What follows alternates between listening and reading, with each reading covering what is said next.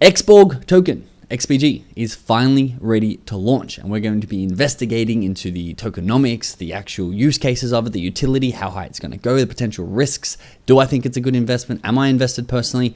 But the big thing we have to get out of the way early, because it's 99% of what everybody's here for, including myself, and this is how I actually came across Xborg in the first place, is Alex Becker is a Xborg investor and partner. And we actually track Alex Becker's wallets inside our inner circle. That's the game we play here, and then we copy trade and see if we can make money when he makes money. But what we saw was a very substantial amount of money, probably more than you're thinking. I mean, that's a risky thing to say. Maybe you're thinking more, but it's a lot of money. It's more than I would have guessed.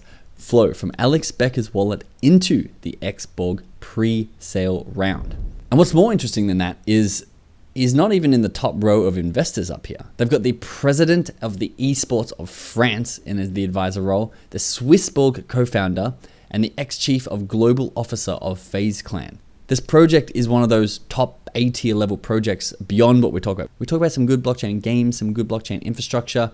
This is one of the real S-tier top level projects. Now, it's also important that you know there are about 70 to 100 different investors, partners, advisors, and KOLs, key opinion leaders, including ourselves here across the Rubicon. We did get a small KOL allocation into the Xborg token, and I also put $10,000 into it. So I'm also personally invested. So I want to show you why I personally invested and why I think this project is going to be top tier infrastructure of the next super cycle in the crypto gaming run. Now, the first thing we got to talk about is gaming. It's not the matter at the moment. The gaming has taken a lull. Even the AI coins at the moment are in a little bit of an accumulation phase before what's apparently going to be the insane super cycle where it's all going to rain money. And so a lot of gaming tokens have been quiet. But what do the smart people who made a lot of money in the last cycle say? They say, look for gaming infrastructure. Don't look for the individual games, because they only have one chance at making it big. And if the game doesn't be really successful, well, then you're pretty screwed. But what if you're gaming infrastructure? You are helping other games get into Web3, which is where everything is going. But also you're selling the shovels to the gold diggers. This is where the big money is made. So they're a crypto gaming infrastructure play, and I'm going to show you exactly what they're doing in a second. But I also want to remind you, I put this in my last video too, this is how crazy crypto gaming is going to be. Just because we're at a lull at the moment doesn't mean it's not going to be insane. It's bigger than movie box office and music combined. 2021, it was about $170 billion in video games. Everything is also trending towards Web3. And if we have a look at past Web3 infrastructure projects, this is Engine Coin. I'm sure you remember Engine Coin. Probably, I'd say, the top infrastructure project of the last cycle. Clocked in at about $3.7 billion market cap, not even fully diluted. So it would have been over a $4 billion valuation for their token. WeMix was another really big infrastructure project. Clocked in there at $3 billion. Again, not fully diluted, so that would have been closer to $5 billion. Wax is the other one.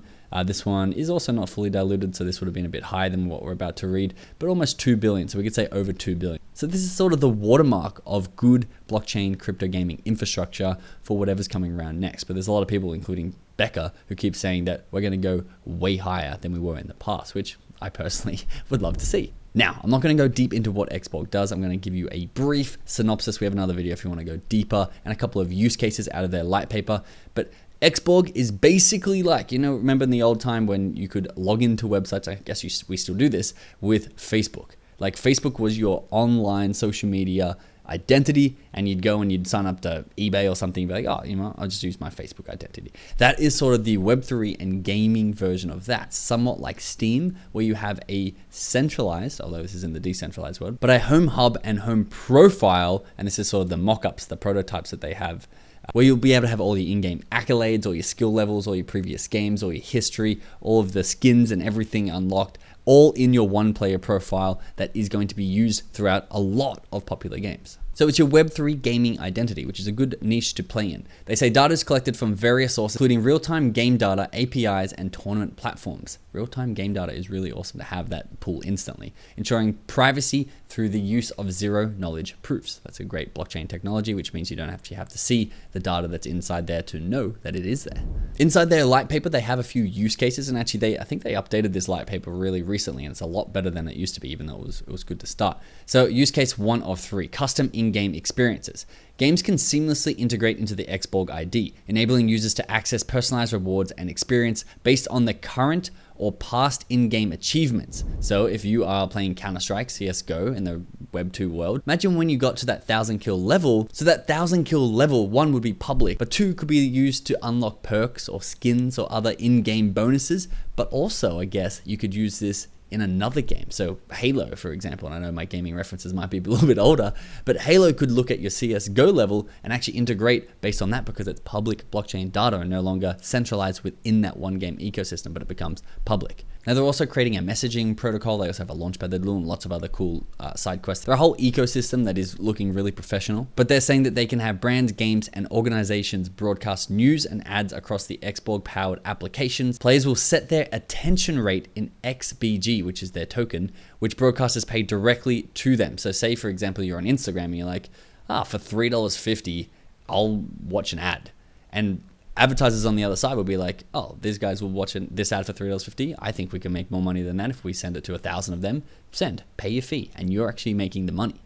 It's impressive. Another interesting use case they have here is they're saying Web3 projects can integrate the XBorg ID to ensure fair token airdrops as part of the growth strategy. So you can see exactly what levels your players are at, how much time they've spent, any in-game data that's going to be pulled into the XBorg ID, and therefore you can actually have the airdrop represent how much effort and skill that they've put in.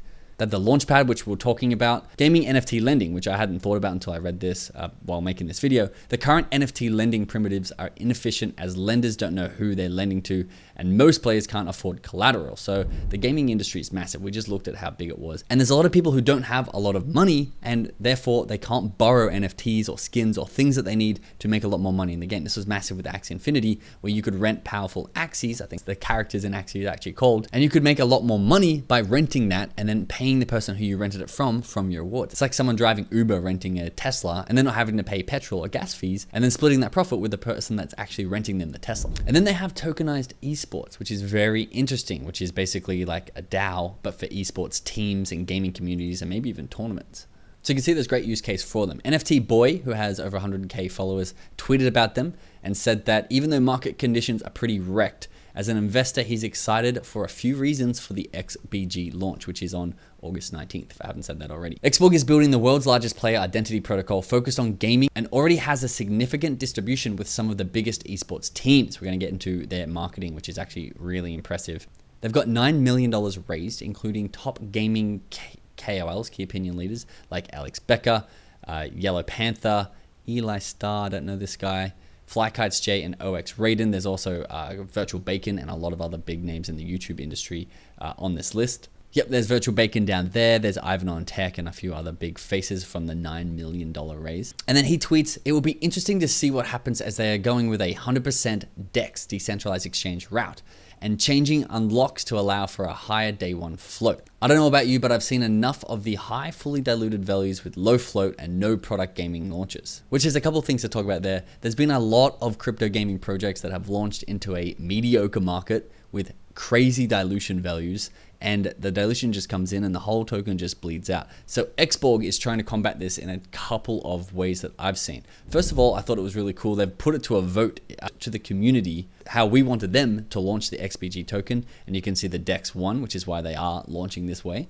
Which is sort of like one of the small things. They're putting these out every single month with the month in review, asking the audience how we want them to actually act and what we want them to create. Even there's the other small thing that I thought was very notable, but doesn't have a massive impact, but I think will pay off long term. Lou, who is the founder and CEO of XBorg, says that we know a lot of you are interacting with Arbitrum for the first time. As such, we will airdrop enough ETH on each address to claim your XBG. No need to bridge ETH to Arbitrum, community first. So that's massive. So people who haven't used Arbitrum would have to set up a lot of gas fees and ETH and bridge it across just for minute amounts so they could claim their airdrop. He's like, don't worry, we'll send you some ETH for free so you can claim it. It's just the small stuff that works really well. They also have this interesting reward program, which the holders can now pledge tokens to earn more XBG, which it's nothing new here. This is just DeFi and locking up your tokens, but you can actually lock up pre-launch tokens, which I can see here what they're trying to do, at least this is what I believe they're trying to do, is not have a massive dip after launch and actually have a sustainable upwards trending ecosystem and token that's not going to be bleeding as everything sells off and all the dilution floods in. Now, We'll quickly go through their marketing plans. Again, they've put this out on YouTube, and this is how they're basically trying to get to their first 1 million users. And I know I've watched this, I scrolled through this, and it's really in depth. And they have 3 main strategies. One, which you saw on that video right here, is esports teams. So tapping into their network inside the esports community. So they have Team Liquid onboarded. They have Team BDS, and you can see how many fans, 2 million fans here, 600,000 fans here. Ninjas in Pajamas, 1.3 million fans. And then they have the mystery one, which no one knows who they are yet. I'm sure you could backwards calculate it, knowing how many fans they got. 2.7 million fans. So why would you go anywhere else but the esports community to onboard esports and online game players? Because that's where everyone is. And if you want to grow a massive community, tap into the audience that already exists. They're also building software developer kits so that people can build on top of Xborg and actually have growth through utility. So people could come and build their own apps on top of their APIs that have cool functionalities, and therefore have more people want to sign up. It's like iPhone has an app store where you and I can create an app, and then it could be such a good app that we're like, oh wow, how do I get that? It's like, oh, you need an iPhone being Xborg that hosts the actual app here. Okay, so I couldn't find this anywhere else, but the third way they're growing is they have 60 more. I believe they have probably close to 100 KOLs and investors for people with audiences, even people like myself. And of course, that means they have tens of millions of eyeballs looking in their direction. We're social arbitrators here, and it's like, well, if they can onboard them, and our interaction with them has been really pleasant and very professional, which a lot of them are pretty much like, oh yeah, do this, do that, and it's very nonchalant. But this one, they got the contract set up and worded really well, and it's all very professional, and it's all, you can see, a high level operation. And this is going to be growing the Xborg ecosystem. So they're attacking from all sides. They've got the esports leg, they've got the influencer leg, and then they've got the really awesome utility and having a great project. Now I want to give you my personal and honest thoughts on if I think XBG token is going to be massive and if I think it's going to be a good play. They're launching at $150 million market cap, which is not excessive. You know, there's been people like Portal who have launched in the billions of dollars of market cap. People made a lot of money on that, but this is 1/8 the size. And if I'm speaking honestly, this is up there, AAA top tier project. They got the team, they got the backing, they got the funds, they got everything looking professional, everything looking right, and a good niche, and they're already creating revenue. I don't think it's much revenue, but they're already making revenue from a couple of their features that they've launched already. I think it's gonna be massive. That's why I put my own 10 grand in. But I also think that we are in an accumulation phase. And I think a lot of these tokens do drop off over launch. So my advice, my non-financial advice to myself is I think this is going to be long-term and a really awesome project to be a part of. I think I really love what they're doing. Their valuation's not crazy. And when the gaming super cycle comes and as gaming adoption in crypto picks up and maybe one thing like off the grid takes off, this token I could see doing extremely well. However, short to medium term, I honestly have no idea. We are in an accumulation phase, the final shakeout before that super cycle comes. And no one in crypto gaming at the moment is making money. So I want you to do your own research, try to time the market as best you can, given your knowledge. But I think Xborg is an impressive project, and I'm very excited to see what they can do in this market.